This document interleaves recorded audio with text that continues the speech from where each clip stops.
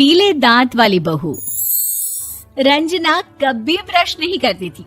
उसे कितनी बार उसके माँ बाप ने डांटा, लेकिन उसका कोई असर उस पर होता ही नहीं था, जिस कारण से उसके दांत पीले पीले हो जाते हैं। शादी के बाद। अरे बहू, वैसे तो तुझ में कोई कमी नहीं है, पर तेरे दांत इतने पीले कैसे हैं बेटा? कैसे मतलब? कोई सर्जरी थोड़ी ना कराई है। वो तो क्या नाम, मैं ब्रश नहीं करती थी तो पीले हो गए। अब क्या करूं? आप कहें तो लाल करवा लूं या फिर काले?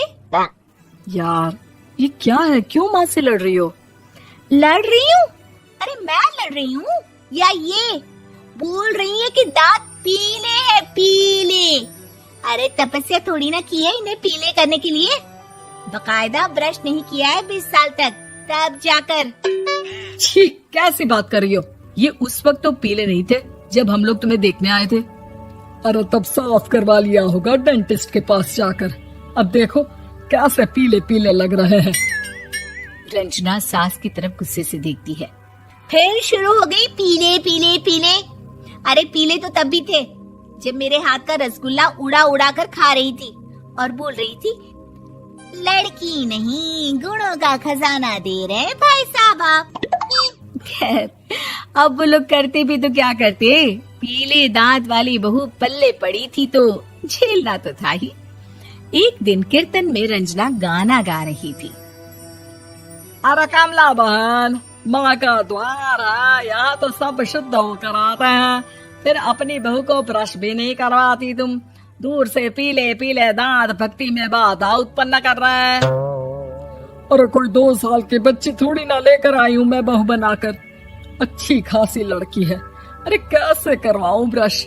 ये तो उसे खुद करना चाहिए ना। अब माँ बाप तो इसके जैसे तैसे निपटा दिए, ये नहीं सोचा कि सास कैसे संभालेगी। सास बहू को लेकर घर आ जाती है, लेकिन सोच लेती है कि अब इसे लेकर कहीं नहीं जाएगी। अगले रोज बहू कहती है, अरे क्या हो गया, मंदिर नहीं जाना क्या? कीर्तन का वक्त हो रहा है। मेरी मधुर वाणी से कान्हा जी जागते हैं और सोते हैं। आप तो जानती है ना उनकी भक्ति में कितना मन लगता है मेरा। वो क्या है ना, तबीयत ठीक नहीं लग रही है मेरी, आराम करूंगी मैं। तबीयत ठीक नहीं लग रही? अभी तो मिथुन के गाने पर नाच रही थी आप, और अब बोल रही है कि तबीयत ठीक नहीं लग रही। अरे भक्ति में मन लगा लो सासू माँ, ऊपर जाना है, क्या मुंह दिखाओगी आप? हाँ? सास को बहू की बात पर गुस्सा आ जाता है। मैं क्या मुंह दिखाऊंगी, इसकी चिंता तो ना कर, समझी?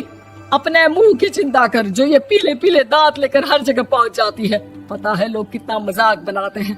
ना जी ना, मैं नहीं जाना कहीं तेरे साथ। तो ये बात है। कोई ना, मत जाओ, मैं अपने कमरे में ही बैठकर भक्ति कर लूंगी। ऊपर वाला दांत थोड़ी ना देखता है, मन देखता है, भावना देखता है। और अरे बस बस, तू सब कुछ दिखा, बस ये सफेद चमकदार दांत ना दिखाना किसी को, है? जा यहाँ से। बहू को सास की बात का कोई फर्क नहीं पड़ता, वो तो जैसी थी वैसी ही रह जाती है। सुबह नहाकर किचन में खाना बनाना, फिर खाना खाना, कीर्तन भजन करना और सो जाना। एक दिन, माँ जी मैं सहेली के घर जा रही हूँ, शाम को लेट आऊंगी। हाँ हाँ तो जाना, मैंने कौन सा तेरी आरती करनी है घर पर बैठकर। रंजना सहेली के घर जाती है, जहाँ वो पार्टी में जाने की तैयारी कर रही होती है। अरे शिखा, कहाँ जाने की तैयारी कर रही है? मैं गलत वक्त पर आ गई क्या? अरे नहीं यार, उल्टा सही वक्त पर आई है। मैंने ये साड़ी और ज्वेलरी निकाली है यार, शाम को इनके ऑफिस की एक पार्टी में जाना है। बताना कैसा लग रहा है ये सब? नहीं यार, इस ड्रेस के साथ तो वो वाली ज्वेलरी अच्छी लगेगी। हाँ हाँ सही बोल रही है, मैंने ध्यान ही नहीं दिया। वैसे तो हमेशा से मस्त फैशन सेंस रखती है। तो बड़ा जाती होगी ना पति के साथ पार्टी में। रंजना कुछ नहीं बोलती, बस सोचती है कि यार काश ये बात सही हो जाती। पर मैं क्यों नहीं जाती पार्टी में? क्या इन लोगों की कोई पार्टी होती नहीं होगी? रंजना घर आती है और रात में पति से सवाल करती है, एक बात बताइए, आप मुझे किसी पार्टी में क्यों नहीं ले जाते? क्या आपकी यहाँ ऑफिस में पार्टी नहीं होती? पति बेचारा क्या कहता कि दांत पीले हैं तुम्हारे इसलिए। अरे कोई पार्टी होती नहीं हम लोगों के ऑफिस में, तो कहाँ से लेकर जाऊं? और मार्केट, मॉल, कहीं वीकेंड घूमना, कहीं तो।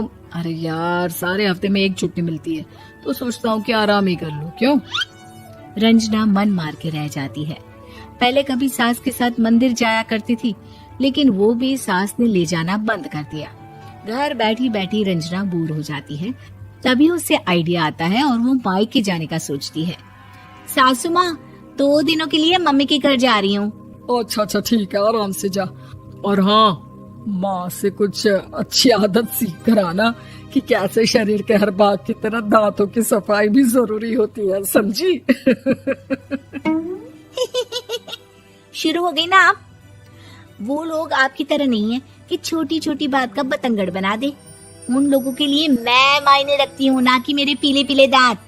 रंजना माँ को बिना बताए उन लोगों को सरप्राइज देती है, लेकिन जैसे ही वो दरवाजे पर पहुंचती है, अंदर देखती है कि घर वाले कहीं जा रहे होते हैं।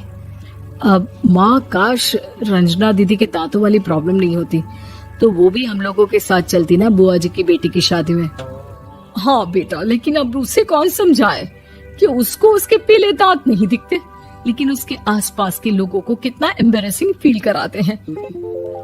मुझे तो कितनी बार उसके स्कूल की टीचर ने शिकायत की कि उसके साथ कोई लड़की बैठना भी नहीं चाहती, और ना ही कॉलेज में कोई उससे बात करना चाहता था। लेकिन पता नहीं क्यों उसे ये बात समझ में ही नहीं आती। कोई कमी नहीं है उस लड़की में, बस यही कि दांत पीले हैं।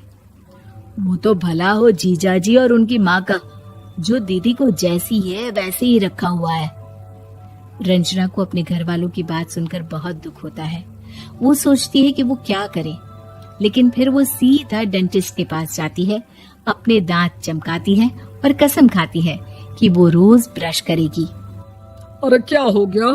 तुम तो 2 दिनों के लिए गई थी ना, पर कोई ना, अच्छा है, चलो आ गई तो। रंजना सास के सामने आकर खड़ी हो जाती है और पूरी स्माइल करती है, उसके चमकदार दांतों को दिखाती हुई। चले मंदिर। माँ, मुझे माफ कर दीजिए, मैंने आप लोगों को बहुत एम्बैरेसिंग फील करवाया। मैं आज से रोज ब्रश करूंगी।